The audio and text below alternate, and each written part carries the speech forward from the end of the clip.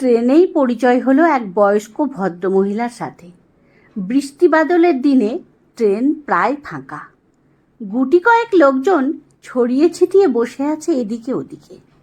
আমার মুখোমুখি বসেছিলেন একজন বয়স্ক ভদ্রমহিলা। ভদ্রমহিলার দিকে তাকাতেই দেখি ওনার দু চোখের জল। নিজেকে আড়াল করার জন্য মুখটা জানলার দিকে রেখেছেন, আর কিছুক্ষণ ছাড়া ছাড়াই নিজের শাড়ির আঁচল দিয়ে চোখ দুটো মুছে নিচ্ছিলেন। কেন জানি না, ভদ্রমহিলার দিকে তাকাতেই আমার মনটা খারাপ হয়ে গেল। মায়ের বয়সী একজন মানুষ নীরবে কাঁদছেন। বুকের ভেতরটা যেন হু হু করে উঠল। তখনও পর্যন্ত জানি না উনি কেন কাঁদছেন। জানেন, এই কান্না বড় ছোঁয়াচে। অজান্তেই যেন আমার চোখের কোণটা চিকচিক করে উঠল। ভদ্রমহিলার বয়স কত হবে, 60 বা তার আশেপাশে। মুখের মধ্যে রয়েছে এক অদ্ভুত সরলতা। বুঝলাম হৃদয়ের গভীরে বয়ে বেড়াচ্ছেন এক নিদারুণ যন্ত্রণা। তা না হলে মানুষ কি আর শখে একাকী কাঁদে?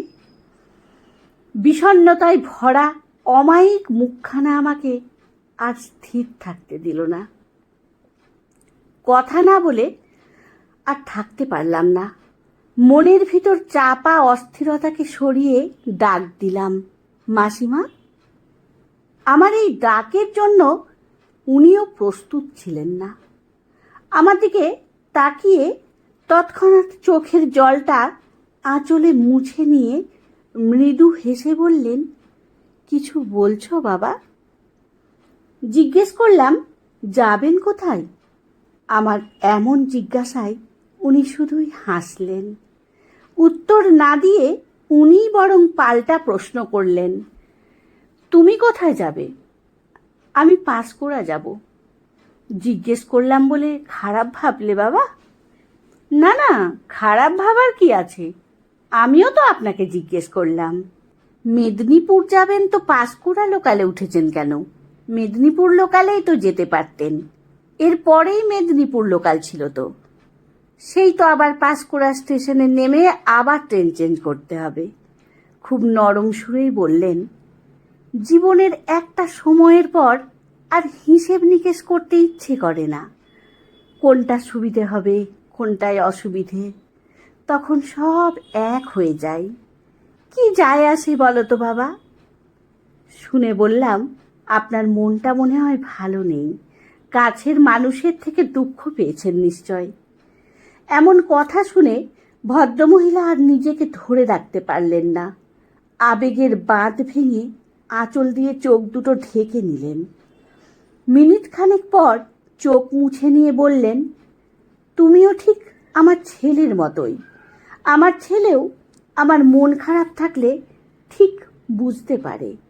জানো বাবা, এই পৃথিবীতে দুঃখ বোঝার মতো আপনজন খুব কম। মনের কথাগুলো শোনার মতোও কেউ থাকে না। নিজেকে এখন অচল পয়সার মতো মনে হয়। অনেক দুঃখ নিয়ে বাড়ি ছেড়ে চলে এসেছি। এমন কথা শুনে একটু অবাকই হলাম। জিজ্ঞেস করলাম, বাড়ি ছেড়ে চলে এসেছেন মানে? কেন মাসিমা?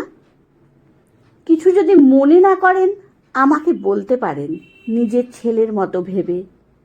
খুব কাছের মানুষটাই যখন আমাকে আঘাত দিয়ে ফেলে তখন বুকটা ফেটে যায়। আমার নাকি নজর খারাপ, আমার দৃষ্টিতে নাকি সব ক্ষতি হয়ে যায়। জানো তো বাবা, এই বুকে অনেক ব্যথা জমে আছে। মাত্র 2 বছর হলো ছেলের বিয়ে দিয়েছিলাম।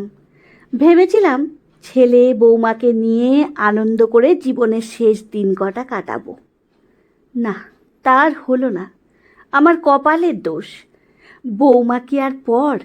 আমি আপন করতে চাইলেও আমাকে আপন করলো না। বৌমার কাছে সব থেকে অপছন্দের মানুষটা হলাম আমি।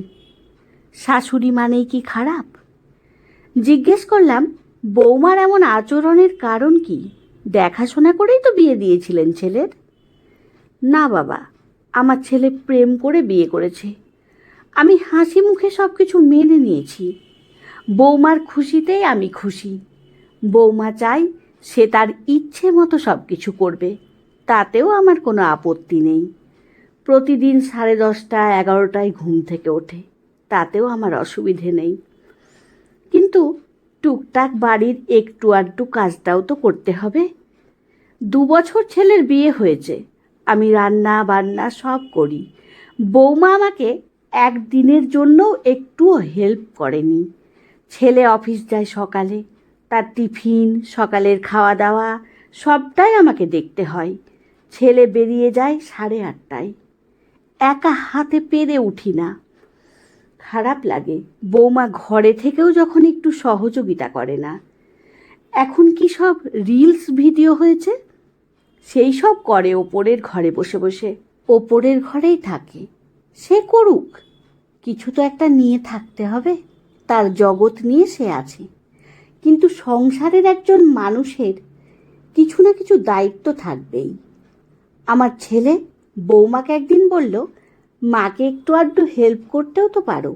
বলল, তোমার মাকে হেল্প করার জন্য আমি এ বাড়িতে আসিনি। ছেলে কিছু বললেই বৌমা ভীষণ অশান্তি করে, থানা কোর্টের ভয় দেখায়। বিশ্বাস করো বাবা, থানা কোর্টকে ভীষণ ভয় পাই আমি। বৌমাকে একটা কথা বলার সাহস পর্যন্ত আমার হয় না। মা বাবা কি সন্তানকে শাসন করতে পারে না? আমার সে ক্ষমতাও নেই। কাছে বাপের বাড়ি বলে সপ্তাহে 2-3 দিন সেখানে যাই, সে যেতে পারে। বাবা মায়ের কাছে এতে আর অসুবিধে কোথায়? সেদিন শুধু বলেছি, বৌমা শরীরটা আজ ভালো নেই আমার, রাতের রান্নাটুকু একটু করে নিও। বলল, কোন দিন শরীর ভালো থাকে আপনার? আমাকে রিলস বানাতে হবে, ওখান থেকে দুটো ইনকাম করি।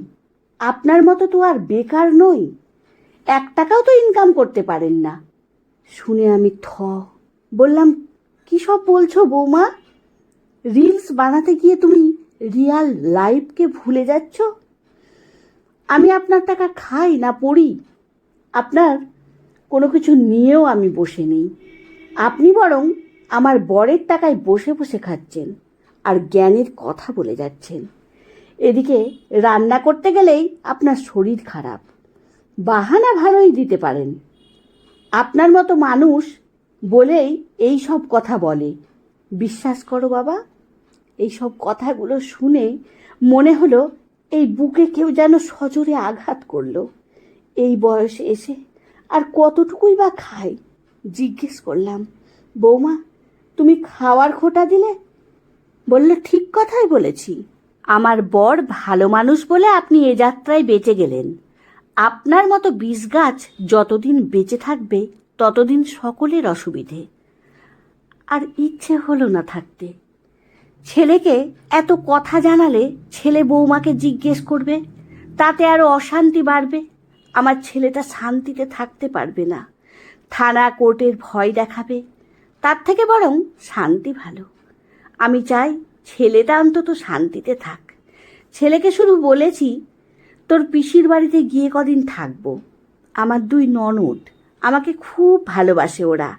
ননদের ছেলে মানে আমার ভাগ্নে আমাকে বলেছে, তুমি সারা জীবন আমার কাছে থেকে যাও।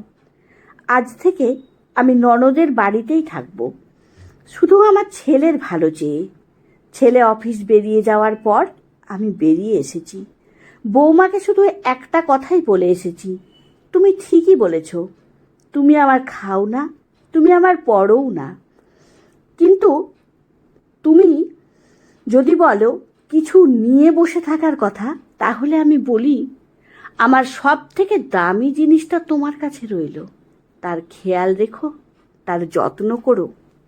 ভদ্রমহিলা কথাগুলো বলছেন আর চোখ দিয়ে অনর্গল জল গড়িয়ে পড়ছে। খারাপ লাগলো, ভীষণ খারাপ লাগলো। সান্ত্বনা দেওয়ার মতো কোনো ভাষা আমার কাছে নেই। এই বয়সে এসে এত দুঃখ বুকে নিয়ে ঘর ছেড়ে এসেছেন, তাকে আমি কী বা বলতে পারি? তবে এটা আমার বিশ্বাস, চোখের জলের প্রতিটি ফোঁটার একদিন সব হিসেব হবে। বুঝি না এরা বিয়ে কেন করে, সংসারের বন্ধনে নিজেকে কেন জড়ায়। ওপর থেকে সেজে গুজে ঝাঁ চকচকে রিলস বানাচ্ছে, আর রিয়াল লাইফে ঠিক উল্টো রূপটা দেখাচ্ছে। একটা প্রশ্ন মনে থেকেই যায়, অমন একটা বিষ গাছের ফল হিসেবে ভালো মানুষ কিভাবে আসে? বিষ গাছে তো বিষ ফলই জন্ম নেবে, তাই না? তাহলে কি গাছটাই ভালো?